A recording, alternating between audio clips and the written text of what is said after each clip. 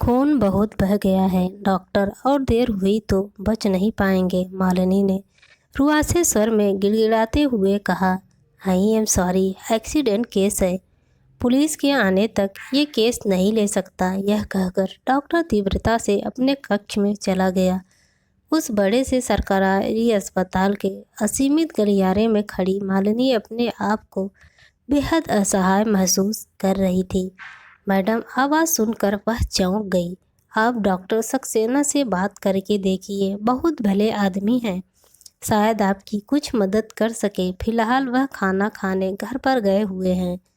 यह रहा उनका फ़ोन नंबर अस्पताल की। वह आया, मालिनी के हाथ में एक पर्ची थमा कर चली गई। डूबते को मानो तिनके का सहारा मिल गया हो। हेलो डॉक्टर सक्सेना, देखिए एक बुजुर्ग हमारी कार से टकरा कर घायल हो गए हैं। वो बहुत तकलीफ़ में हैं, उनका खून भी काफ़ी बह गया है। कृपया आप जल्दी अस्पताल आ जाएं। निवेदन करते समय मालिनी को अंदेशा था कि डॉक्टर सक्सेना भी अपने अन्य सहकर्मियों की भांति एक दुर्घटना के केस को हाथ नहीं लगाएंगे। पर उनका जवाब सुनकर उसे सुखद आश्चर्य हुआ। आप घबराएं नहीं, मैं चंद पलों में वहां पहुंच रहा हूं। वे चंद पल मालिनी को युगों के समान प्रतीत हुए। सामने से एक डॉक्टर को तेज कदमों से अपनी ओर आता देख वह उसी तरफ दौड़ पड़ी, पर आमना सामना होते ही वह सकपका गई। यह तो अजीत है। अजीत ने भी मालिनी को पहचान लिया। आप यहाँ? अजीत ने प्रश्न किया। जी, मालिनी ने झुकी नज़रों से जवाब दिया। जो बुजुर्ग हमारी ही कार से टकरा कर, ओह, कहाँ है वह? एक्सीडेंट कितनी देर पहले हुआ? जी, तकरीबन 1 घंटा पहले। कार आप चला रही थीं? मरीज का परीक्षण करते हुए अजीत ने पूछा। जी नहीं, और कोई और? मालिनी के आसपास किसी को न पाकर अजीत ने उसे प्रश्न भरी नज़रों से देखा, पर कहा कुछ नहीं। मालिनी का दिल कर रहा था कि धरती फटे और वह उसमें समा जाए। अर्जुन पर उसे बेहद गुस्सा आ रहा था। हवाई जहाज की तरह कार चलाता है, और आज तो पी भी रखी थी। न लाल बत्ती देखी, न सड़क पार करते उस बूढ़े को। उसके तो होश उड़ गए थे, मगर अर्जुन उस गुस्से के से बेफिक्र रहा। डैम दिस ओल्ड मैन, जब चला नहीं जाता तो घर से निकलते ही क्यों हैं? उसके लाख कहने पर भी अर्जुन उस घायल बुजुर्ग को अस्पताल ले जाने को तैयार नहीं हुआ। इडियट, ऐसा तो रोज सड़कों पर होता है, वहीं रुके तो फंस जाएंगे। चलो यहाँ से। मालिनी ने दृढ़ता से मना किया तो झुझलाकर वह उसे वहीं छोड़ गया। सड़क के बीचों बीच उसका ऐसा रूप देखकर वह हस्तप्रत रह गई। चोट काफ़ी लगी है। यह आपने बहुत अच्छा किया जो आप बिना डरे यहाँ ले आईं। फिर अजीत उस बुजुर्ग को मरहम पट्टी के लिए स्ट्रेचर पर अंदर ले गए। बाहर स्याह दर्द को कोहरा छा रहा था। थकान से बेहाल मालिनी गलियारे में पड़ी बेंच पर बैठकर अतीत की यादों में खो गई। प्रोफेसर माथुर के घर में बहुत गहमा गहमी थी। उनकी बड़ी बेटी मालिनी को देखने लड़के वाले आए हुए थे। लड़का डॉक्टर था और उसका परिवार उन्हीं की भांति मध्यम वर्गीय था। उन्हें पूर्ण विश्वास था कि मालिनी सबको पसंद आ जाएगी, और भला कौन नापसंद कर सकता था उसे। चमकदार निखरा रंग, पूर्णतः प्राकृतिक ताजगी लिए हुए, घर के काम काज व पढ़ाई लिखाई में भी निपुण थी वह। चाय की ट्रे हाथ में लिए जब वह बैठक में प्रविष्ट हुई तो सब उसे देखते ही रह गए। हल्के गुलाबी रंग की साड़ी में उसकी दूधिया रंगत और निखर आई थी। सुंदर चेहरा, घने केस, उसे देख ऐसा प्रतीत होता था मानो प्रयोगधर्मी ईश्वर ने उसे गढ़ तराश कर ही सुंदरता का प्रयोग किया हो। मालिनी को सबकी सकारात्मक दृष्टि का आभास हो गया था, पर चाय थमाते हुए जब उसके ने लड़के को देखा तो उसे एक धक्का सा लगा। सांवली रंगत, चौड़ा प्रशस्त ललाट, चौड़ी नाक व साधारण कद काठी का वह लड़का उसके सपनों का राजकुमार नहीं था। उसके सपनों का राजकुमार जिसकी उसने अपनी कल्पना से एक छवि भी बना डाली थी। लंबा कद, गठीला बदन, तीखे नैन नक्श, आकर्षक व्यक्तित्व के राजकुमार का ख्वाब देखा या उसने वह बुझे मन से नाश्ता परोसने लगी। बड़ों के आग्रह पर वे दोनों बाहर बगीचे में घूमने गए। अजीत के कहे शब्द उसे अब तक याद है। देखिए, आप कोई निर्णय ले उससे पहले मैं आपको एक सच्चाई से अवगत कराना चाहता हूँ। मैं एक सरकारी डॉक्टर हूँ। आय सीमित है, बहुत ऐश्वर्यपूर्ण जीवन का साथ वादा तो नहीं कर सकता, पर आपको सुख देने का प्रयत्न कर जरूर करूँगा। आपकी भावनाओं का सम्मान करूँगा। मालिनी बात आगे बढ़ाने की इच्छुक नहीं थी, सो चुप्पी साधे रही। पिताजी को पता चला तो उन्होंने उसे शांत स्वर में समझाने का प्रयास किया। लड़का मेहनती, स्पष्टवादी व सरल है। बेहद सभ्य लोग हैं। बहुत देखभाल कर ही बुलाया था इन्हें। यहाँ क्या कमी है लड़के में?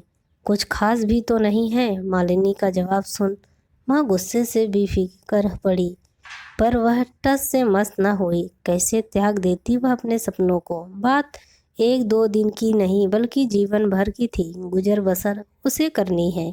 इस निर्णय में उसकी रजामंदी बहुत जरूरी है। रहने दो, यह कहकर पिताजी ने माँ को शांत करा दिया। जीवन पुनः सामान्य गति से चलने लगी। फिर एक दिन मालिनी की मुलाकात अर्जुन से हुई। अर्जुन को देखकर उसे लगा मानो उसका सपना साकार हो गया। राजकुमारों की शक्ल सूरत और वैसा ही रहन सहन पहली मुलाकात ही मालिनी को प्रभावित कर गई।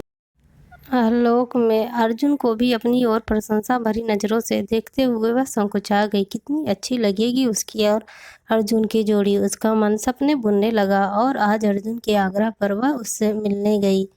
वह उसे शहर के नामी डिस्कोथेक ले गया। वहाँ की साज सज्जा और चमक धमक देख मालिनी की आंखें चौंधिया गई। उसे यूं विस्मित देख अर्जुन को बेहद खुशी हो रही थी। सबको धन दौलत की चमक धमक से अचंभित कर देना उसे बहुत भाता था। जोरों से बजता पास संगीत, रंगीन रोशनियों में नहाए थिरकते बदन, शराब की गंध। मालिनी का दम घुटने लगा, पर उसकी मनोस्थिति से अनभिज्ञ अर्जुन बहुत जोश में था। वह शायद ऐसे माहौल का आदी था। शराब के नशे में अर्जुन के कदम डगमगाने लगे। आज उसकी आंखों में मालिनी के प्यार का नहीं वसीपन नजर आया। वह सहम गई। उसके अंदर कुट सा गया, मानो उसके इंद्रधनुषी सपनों पर काली स्याही की छींटे पड़ गए हों। वापसी में अर्जुन का कार बहुत तेजी से चला रहा था। उसने धीरे से चलाने का अनुरोध किया तो वह ठिठाई से हंसते हुए बोला, ऑपला एस्ट्रा है, कोई बैलगाड़ी नहीं। वैसे भी धीरे चलाना, पीछे रह जाना मेरी फितरत में नहीं। थोड़े दिनों में तुम्हें भी आदत पड़ जाएगी। फिर याकायाक वह बूढ़ा सामने आ गया। वो तो अब बात करने की स्थिति में है। डॉक्टर अजीत की आवाज़ उसे वर्तमान में खींच लाई। मैंने उनके घर वालों को भी खबर कर दी है। आप परेशान ना हो, मैं सब संभाल लूँगा। रात काफ़ी हो चुकी है, चलिए मैं आपको घर तक छोड़ देता हूँ। सारी रात मालिनी सो न सकी। रह रहकर अजीत का चेहरा आंखों के आगे घूमता रहा। तन्मयता से मरीजों की देखते हुए उन्हें शांत स्वर में इलाज के बारे में बताते हुए सच कितनी विनम्रता और धैर्य झलकता था उनके मुख पर। कितनी परिपक्व सोच थी उनकी, कितनी गहराई थी उनके चरित्र में और कितना अपनापन था। अजीत के व्यवहार में अर्जुन के स्वार्थपूर्ण व्यवहार ने आज उसकी आंखें खोल दी थी। आज उसे एहसास हो रहा था कि इंसान का व्यवहार ही उसकी सुंदरता का सही मापदंड है। सुखी व शांतिपूर्ण दाम्पत्य जीवन के लिए जोड़ी का बहुत अच्छा दिखना ही काफ़ी नहीं होता।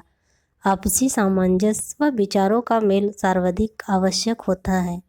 काश कि उसके अजीत की शादी के प्रस्ताव को ठुकराने की मूर्खता न की होती, पर अब क्या हो सकता था। हालांकि अजीत ने की बातों पर कोई मलाल जाहिर नहीं किया था, पर आप उसे जीवन साथी के रूप में स्वीकार करेंगे, ऐसी आशा करना भी व्यर्थ था। खैर जो भी हो, अब उसे फैसला कर लिया था कि वह अर्जुन से शादी हरगिज नहीं करेगी। अगली सुबह मालिनी ने अस्पताल जाकर उस बुजुर्ग के परिवार से भी माफ़ी मांगी। उनके इलाज का खर्च देकर वह निकल ही रही थी कि अजीत से सामना हो गया। आप इतनी सुबह यहाँ? जी, मैं उन बुजुर्ग से मिलने आई थी। बहुत अच्छा किया आपने। अजीत ने उसे प्रशंसा भरी नज़रों से देखते हुए कहा, बहुत कम लोग अपनी गलती स्वीकार करने की हिम्मत रखते हैं। गलती तो मैंने कुछ समय पहले एक और की थी, पर उसके लिए मुझे आपसे माफ़ी मांगनी है, मालिनी ने धीमे स्वर में कहा। गलती कैसी? अजीत ने मुस्कुराते हुए कहा। हर इंसान को इतनी स्वतंत्रता तो होनी ही चाहिए कि वह अपनी ज़िंदगी के कुछ अहम फैसले खुद कर सके। शायद मैं नहीं, आप बहुत अच्छे हैं, मालिनी ने बात काटते हुए कहा। मैं ही आपको पहचान नहीं पाई। कुछ क्षण यूं ही बिना कुछ कहे बीत गए। फिर अजीत ने उसे निहारते हुए प्रश्न किया और अब मालिनी के चेहरे की सुख रंगत से उसे जवाब मिल गया। दोस्तों, अजीत का क्या जवाब रहा होगा? प्लीज़ कमेंट करके ज़रूर बताएं और मेरे चैनल को लाइक एंड सब्सक्राइब